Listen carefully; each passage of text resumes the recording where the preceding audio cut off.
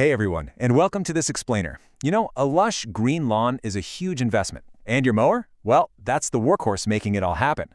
Today, we're diving straight into the absolute best practices for winterizing your mower. We're going to protect that investment and make sure your equipment runs like a dream for years to come. Let's get into it. We've all been there, right? Picture this. It's the very first beautiful sunny Saturday of spring. The grass is, already getting a little too tall. So you roll your mower out of the garage, grab the handle, give that starter cord a pull, and literally nothing happens. You pull it 5 times, 10 times, 20 times. Now you're sweating, your shoulder aches, and that pristine spring morning, completely ruined by a dead machine. This is a super relatable and honestly incredibly frustrating scenario, and it's exactly what we're going to help you avoid today. Here's our roadmap for today. First, we'll look at the spring startup headache. Second, universal mower prep steps. Third, winterizing gas-powered mowers. Fourth, battery and robotic care. And finally, safe winter storage practices. Section 1. The Spring Startup Headache. Why Mowers Fail. The timeline here is actually fascinating. Gasoline just isn't meant to sit idle. In fact, it begins to break down and degrade in as little as 30 days. Crazy, right? As the fuel evaporates and decomposes over those long winter months, it leaves behind this sticky, gummy varnish. And that residue completely clogs up the tiny internal passages in your carburetor and fuel lines. It turns out doing nothing literally ruins the internal plumbing of your machine. And that's the exact scientific reason behind the vast majority of those frustrating spring startup failures we just talked about. Section 2. Universal mower prep steps. Applies to every machine. Think of this checklist not as some boring chore, but as essential preventative maintenance for your gear. First, clean that mower deck inside and out. Second, inspect those blades. A dull blade rips the grass, leaving it super susceptible to disease, so sharpen or replace them right now to save yourself a ton of time in the spring. Third, give your belts and cables a quick visual inspection for any fraying or excessive wear. And finally, spray a light machine oil or lubricant on the pivot points, wheel bearings, and moving parts. That's going to keep them from seizing up in the cold. Check out that caked-on grass under the deck. If you leave that until spring, those clippings dry into this rock-hard mass that traps moisture directly against the metal of the mower deck. Over the long winter, that trapped moisture will slowly rot and rust the metal right out from under you. Always use a plastic putty knife or a wooden stick to scrape that gunk off before storage. Actually, a quick tip, never use metal for this, because it can scratch the paint and cause even more rust. Section 3. Winterizing gas-powered mowers. Engine protection. So, we talked earlier about fuel degrading in just 30 days. How on earth do we stop that from happening? Enter Fuel Stabilizer. This is a real game changer.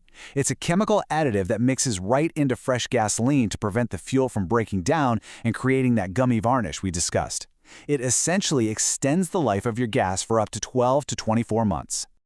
This builds directly into your storage strategy, where you essentially have 2 choices for gas management. Draining the tank entirely is best if you store your mower in a basement or somewhere indoors where fumes could be a serious fire hazard. Or, if your tank is already almost empty, just siphon it out or run it dry. On the flip side, using a fuel stabilizer is best if you have a full tank and you're storing your mower in a standard shed or garage. Just remember, if you do use a stabilizer, fill the tank all the way up to prevent moisture condensation inside, and always run the engine for about 10 minutes. That makes sure the treated fuel circulates all the way through the carburetor. Beyond fuel, there's a pretty straightforward mechanical order of operations for gas engines. First, run the engine for just a minute to warm the oil up so it flows easier. Then go ahead and drain it.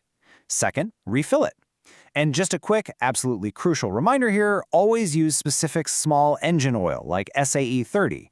Please don't use automotive car oil. It can totally damage these smaller engines since they're built for entirely different temperature tolerances. Third, check the air filter. Wash it if it's foam, replace it if it's paper. And fourth, check your spark plug. Now, when you're servicing that spark plug, safety first. Always pull the hooded electrical cable off first so the mower can't accidentally start on you. Once you use a socket to unscrew the plug, you gain direct physical access to the internal engine cylinder. And that leads us to a brilliant pro tip: fogging oil. When a mower sits inactive for months, all the internal lubricants slowly drain away from the engine block. That leaves the cylinder, valves, and pistons completely bone dry. If you fire up a dry engine in the spring, you get this harsh metal-on-metal friction that quickly scuffs and wears out your components. Yikes. By spraying this anti-corrosive fogging oil directly into the spark plug hole, you're coating those dry internal parts with a protective layer. That ensures a super smooth, damage-free startup when the weather finally warms up. Section 4. Battery and Robotic Care. The Modern Mower. Okay, good news for those of you using electric or autonomous mowers. The lack of a combustion engine completely eliminates the need for oil changes, spark plugs, air filters, and fuel stabilizers. That literally cuts your winterization time in half. But wait, don't just throw it in the shed and forget about it. Proper battery care is absolutely critical during the winter months. Here's your specific checklist for the modern mower. First, always remove the battery from the machine. If you leave it attached, it can slowly drain power over time. Second, store your lithium-ion batteries indoors in a cool, dry place away from heat sources. And uniquely, they actually store best with a partial charge. You want to aim for around 40 to 60% to prevent capacity loss. Third, wash the chassis to remove dirt.